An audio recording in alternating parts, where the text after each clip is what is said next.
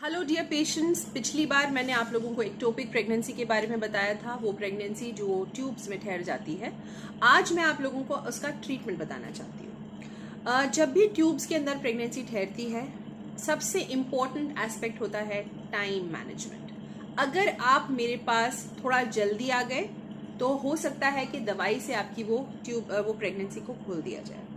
लेकिन अगर आप आने में देर हो गई, आपको दर्द बढ़ता गया, आप कहीं जा नहीं पाए, रात में दर्द शुरू हुआ, आपको सही हॉस्पिटल नहीं मिला या आपको जाने में देर हो गई, तो कभी कभी ये नलकी फट जाती है और खून अंदर ही अंदर रिसना शुरू हो जाता है। बाहर दिखने में तो ऐसा लगेगा बहुत कम खून आ रहा है, लेकिन अंदर ही अंदर पेट के अंदर खून कलेक्ट होना शुरू हो जाता है। ये बहुत ही डेंजरस सिचुएशन है, बहुत ही डेंजरस कंडीशन है। इसलिए मेरा आप लोगों से बहुत ही विनम्र निवेदन है कि आप लोग इस चीज़ को बहुत सीरियसली लें। जो मैंने पिछले वीडियो में भी आपको बताया था, आज फिर वही चीज़ बोलूँगी कि जब भी प्रेगनेंसी ठहरती है, बहुत सारे लोग उसको बताने नहीं आते, घर में एक प्रेगनेंसी टेस्ट करके बैठ जाते हैं ये सोचे कि प्रेगनेंसी है, दैट इज़ इट।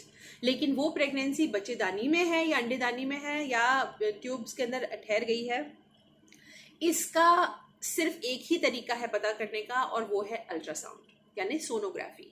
आप लोगों को सोनोग्राफी से ना इतना डर लगना चाहिए, ना उसके दुष्प्रभावों के बारे में सोचना चाहिए, क्योंकि वो बहुत ही सेफ चीज़ है। उसे डरना नहीं है। वो प्रेगनेंसी में हम लोग 10 या 15 बार भी कराते हैं। कुछ बहुत बहुत इंपॉर्टेंट ऐसी प्रेगनेंसीज होती हैं जिसमें बच्चे की ग्रोथ बार बार देखनी पड़ रही है, या जिसके बच्चे के आसपास पानी सूख रहा है, उसको बार बार हमको देखना पड़ता है कि बढ़ा या नहीं बढ़ा, कितना कम हो रहा है, बहुत कम तो नहीं। कभी कभी डॉपलर फ्लोज हमको हफ्ते में 2 बार चेक करने पड़ते हैं।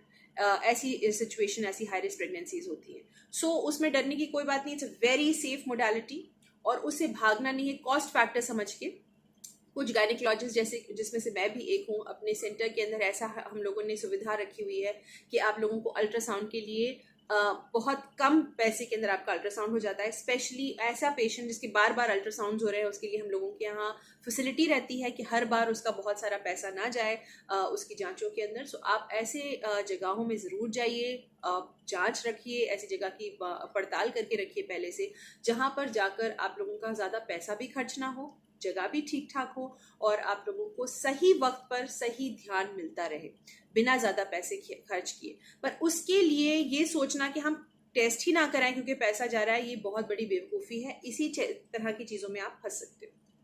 तो मैं आप लोगों को और बताना चाह रही थी कि अगर बहुत लेट हो जाती है, तब हमको पेट खोल कर ट्यूब को काट कर निकालना पड़ता है, और जो जगह ब्लीड कर रही है, जहाँ से ट्यूब फटा है, उसकी सिलाई करनी पड़ती है। सो ये फिर उसमें उसमें 2 नुकसान है। एक तो पेशेंट की जान बचाना बहुत मुश्किल हो जाता है, आईसीयू में पेशेंट जाती है, खर्चा बहुत ज़्यादा होता है, ब्लड का इंतज़ाम करना पड़ता है, और सबसे इम्पॉर्टेंट चीज़, उसका ट्यूब नहीं बचा पाते। लेकिन जब मेडिकल फैसिलिटी से हम लोग उस चीज़ को ठीक करते हैं, यानी कि मेडिसिन या इंजेक्शन से हम लोग उसको ठीक करते हैं, तो ज़्यादातर ट्यूब जो है ठीक से बच जाता है। अब आया दूसरी प्रॉब्लम। दूसरी प्रॉब्लम है इस चीज़ का फॉलोअप। बहुत बार ऐसा होता है, जिनको एक बार नलकी में प्रेगनेंसी ठहर गई, उनको फिर से दोबारा नलकी में प्रेगनेंसी ठहर सकती है। सो इसलिए इसके लिए बहुत सतर्क रहना ज़रूरी है, बहुत ही अलर्ट रहना ज़रूरी है, और अपने गायनिकोलॉजिस्ट से कंटिन्यूअस टच में रहना बहुत ज़रूरी है। सो आज के वीडियो के माध्यम से एक्टोपिक प्रेगनेंसी के ऊपर आप लोगों का ध्यान डालना मेरा फ़र्ज़ बनता है। मैं आपको बताना चाहती थी ये चीज़ कि आप लोगों को इस तरह की किसी मोडालिटी के बारे में मालूम हो, आप लोग सचेत रहें, और शुरू के अल्ट्रासाउंड से एकदम नहीं घबराएं। जैसे ही आपको प्रेगनेंसी का पता चलता है, इमीडिएटली फ़ौरन अपने गायनिकोलॉजिस्ट के पास जाएं। आपका गायनिकोलॉजिस्ट खुद आपको बताएगा कि तुरंत अल्ट्रासाउंड कराना है या 1 हफ्ते बाद कराना है या 2 हफ्ते बाद कराना है। वो पहली बार आपको ढंग से देखेगा। उसी टाइम अगर आपको बहुत पेन हो रहा है या कुछ उसको ऐसा लग रहा है कि ठीक नहीं चल रहा, वो हो सकता है उसी टाइम आपका अल्ट्रासाउंड कराए। नहीं तो एक और टेस्ट होता है जिसे हम लोग बीटा HCG बोलते हैं, वो टेस्ट करवाएगा। सो मेरा कहने का मतलब ये है कि अपनी गायनिकोलॉजिस्ट के पास तुरंत जाएं।